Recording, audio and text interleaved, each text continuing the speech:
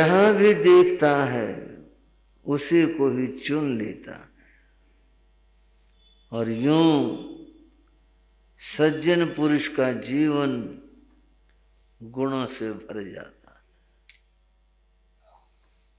त्रिनगर में भी इसी तरह से संत साधुओं की कृपाएं बरस रही हैं, पधार रहे हैं, आ रहे हैं और हम लक्ष्य की ओर शनै शनै बढ़ रहे हैं। पहले यहाँ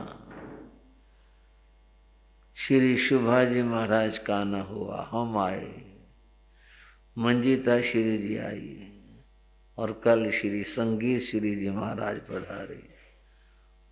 सेवा भक्ति के लिए तत्पर वैसे तो रहते ही हैं और रहना चाहिए और इसके साथ संतों से साधवियों से ज्ञान प्राप्त करने के लिए भी तत्पर रहना चाहिए। बंधुओं, इस भूमि पर एक बहुत महान धर्म कार्य होने जा रहा है और वह धर्म कार्य है सामूहिक जैन भागवती दीक्षाओं का आयोजन। आप सब जानते ही हैं 2 फरवरी को वह महान आयोजन आयोजित होना है और 11 मुमुक्षु आत्माओं ने संयम स्वीकार करना है। हमारे मुनि रत्न श्री अमित मुनि जी समय समय पर फरमाते हैं, भाई फार्म भरे जा रहे हैं, किसी का मन हो तो भरवा लेना। भाई हो चाहे बहनें हो, किसी का भी मन हो तो फार्म भर रहे हैं, देख लेना, भरवा लेना। बंधुओं, ऐसा सुंदर अवसर, ये वो अवसर है जो जीवन में कभी कभी आता है। त्रिनगर तीर्थ स्थान है, यहां पहले भी सामूहिक दीक्षाएं, हाँ जी, 1 बार हुई, 2 बार हुई, 2 बार हुई सामूहिक दीक्षा। अच्छा, 4 बार पहले भी यहाँ सामूहिक दीक्षाएं हुई हैं और अब और सामूहिक दीक्षाएं होने जा रही हैं। भले ही 4 बार हुई पर ये दुर्लभ अवसर, किसी किसी क्षेत्र को ऐसा सौभाग्य मिलता और ये सौभाग्य, ये दुर्लभ अवसर आपको श्री संघ को प्राप्त हो रहा है। इसलिए बड़ी तत्परता और भावना के साथ इस महान कार्य में लग जाना चाहिए। बंधुओं, जो मुमुक्षु संयम ग्रहण करने जा रहे हैं, अब मैं थोड़ी सी उनकी बात कर रहा हूं और वो बात है साधु जीवन की।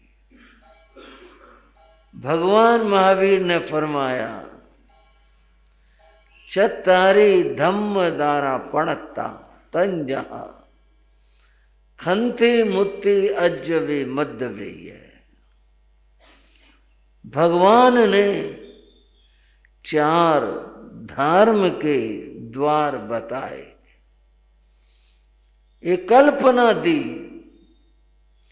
कि आप मुक्ति को या धर्म को एक महल के रूप में सोचो। ये कोई धर्म मुक्ति महल नहीं होते, ये समझने के लिए एक परिकल्पना है। अब जब हमने महल सोच लिया तो महल में जाने के लिए द्वार अपेक्षित होते। किलों के, महलों के बड़े बड़े द्वार, दरवाजे बनाए जाते। धर्म महल में प्रवेश के लिए 4 दरवाजे हैं और वो 4 दरवाजे हैं। पहला कहा क्षमा। धार्मिक व्यक्ति क्षमावान होगा, क्षमावान व्यक्ति धार्मिक होगा। यह बात एक सिक्के के 2 पहलुओं की तरह जुड़ी हुई है। जैसे सिक्के के एक तरफ संख्या लिखी रहती है, वो कितने का सिक्का है, रुपए का, 8 आने का।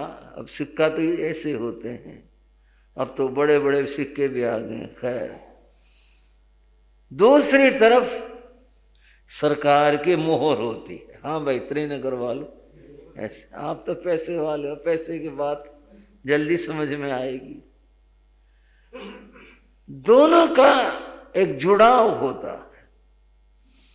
एक ना हो, एक तरफ ना हो, दूसरे का मोल नहीं होता।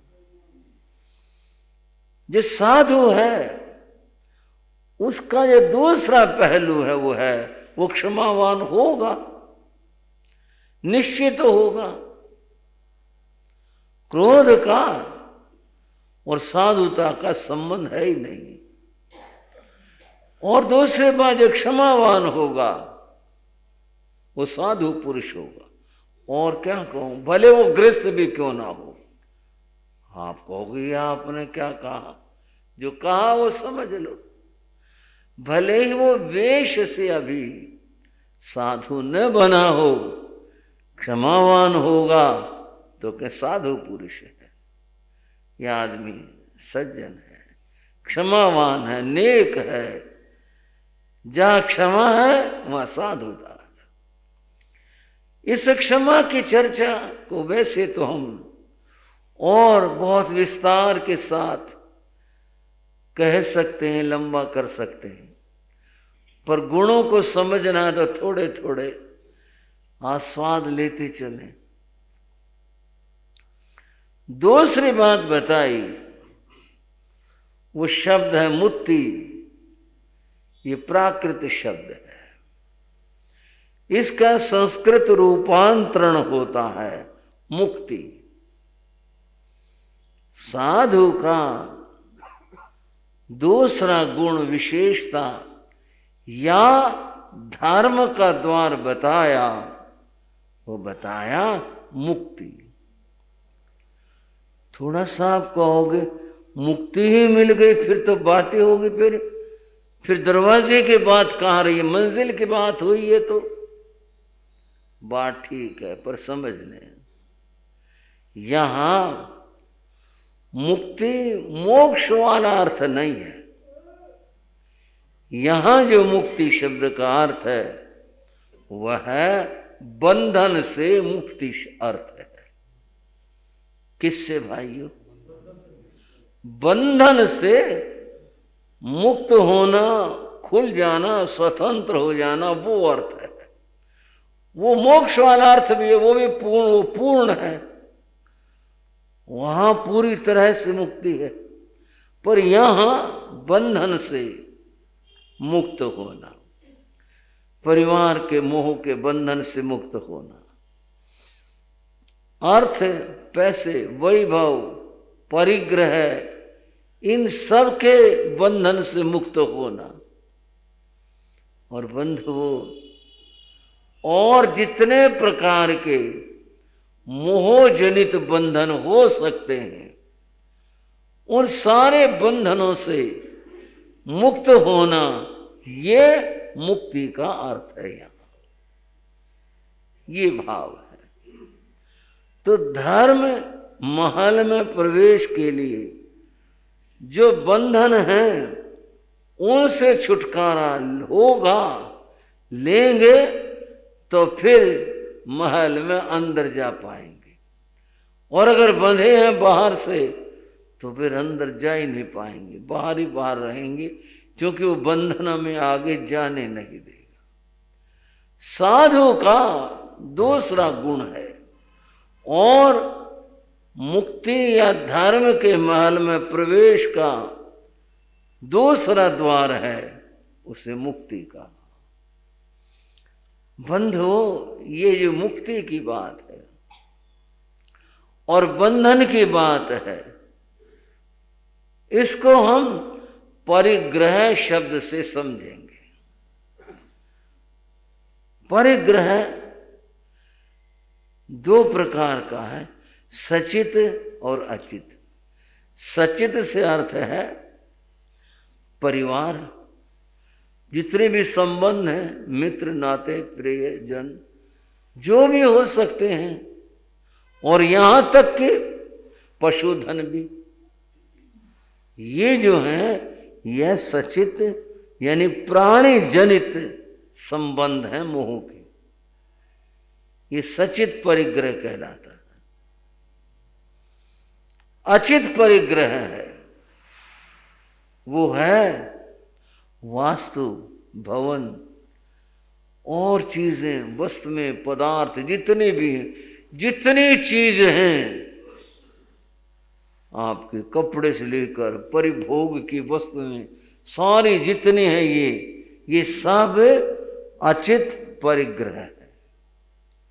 दो तरह का ये परिग्रह है, और इन दोनों में जीव बंधा हुआ है। दोनों प्रकार के परिग्रह में परिग्रह शब्द की व्याख्या की गई कि परिग्रह के माने क्या होते हैं। परिग्रह के माने होते हैं परिसमन्तात् गृह्णाति इति परिग्रह, जो जीव को चारों तरफ से बांध ले और जकड़ ले। यह चारों तरफ शब्द कहा। बंधन कैसे?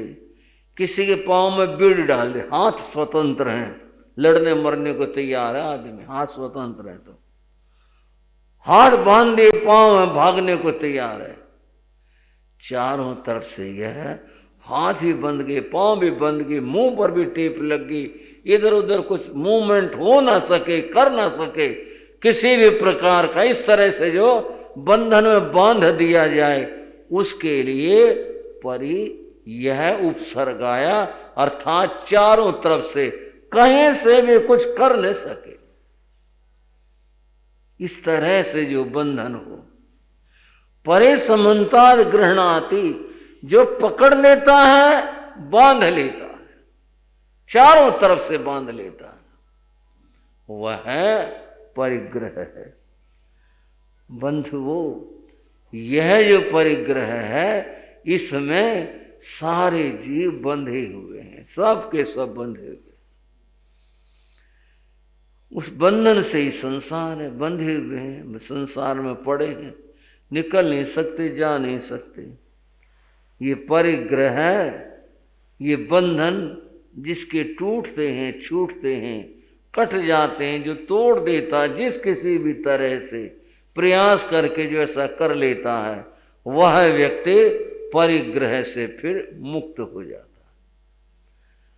परिग्रह से जो छूटेगा, मुक्त होगा, वही मोक्ष महल के द्वार में, महल में प्रवेश कर पाएगा, अन्यथा प्रवेश नहीं कर सकेगा। एक और बात मैं इसके बता रहा हूं, सारे जितने बंधन हैं, समझना, बंधु और बहनों, उन बंधनों से, चाहे पशु है चाहे आदमी है, वह मुक्त होना चाहता है। बंधन में कोई भी फंस जाए किसी भी तरह के, वह बंधन से मुक्त होना चाहता है। परिग्रह का बंधन ऐसा बंधन है, इसमें जीव और बंधना चाहता है। ये बंधन है, बंधन में बंधे हैं, मुक्त होने की बजाय और बंधना चाहते हैं। परिग्रह की ऐसी बात है, आप शायद ना समझ पाए हो। समझ पाना आसान भी है और मुश्किल भी है। परिग्रह में जितना है और ज्यादा बंधना चाहता है। और कहा जो 10 20 50 भाई 10 रुपए वाले, अब तो 10 रुपए की संख्या नहीं रही, फिर भी 10 रुपए वाला 20 की कामना करता, त्याग की कामना नहीं करता। बंधन बंधा ना, ज्यादा हुआ ना। और 20 वाला 50 के, 100 के, 100 वाला 1000 और लाख की बात करता, और ज्यादा सोचता। जितना ज्यादा सोचता उतना ज्यादा वो बंधन में बंधता है। ये बंधन है, ऐसा विचित्र बंधन है। और ज्यादा इसमें फंसने की बात सोचते हैं, मुक्त होने की बात नहीं सोचते। और जिसने मुक्त होने की बात सोच ली वह फिर मुक्त भी होता है, वह बंधनों से दूर होता है, बंधनों को तोड़ता है। लेकिन ये बंधन, परिग्रह का बंधन ऐसा है, मुक्त होने के बजाय और ज्यादा इसमें जीव बंधना चाहता है, और अधिक बंधना चाहता है। भगवान महावीर ने फरमाया, इच्छा हो आगा समा अनंतिया। इच्छाएं, मनुष्य की इच्छाएं आकाश की तरह से अनंत है। कोई व्यक्ति आकाश का अंत पाना चाहे कि मैं आकाश का अंत प्राप्त कर लूं, पा नहीं सकते। वहां तक पहुंचने मनुष्य के सामर्थ्य से बाहर है। वो कितनी बातें कर ले, कितनी चर्चाएं कर ले, पहुंच नहीं सकता। जैसे कि आकाश का अंत पाना मनुष्य के लिए संभव नहीं है, ऐसे ही इच्छाएं पूरी हो जाए, किसी व्यक्ति की इच्छाएं पूरी हो जाएं, यह भी संभव नहीं।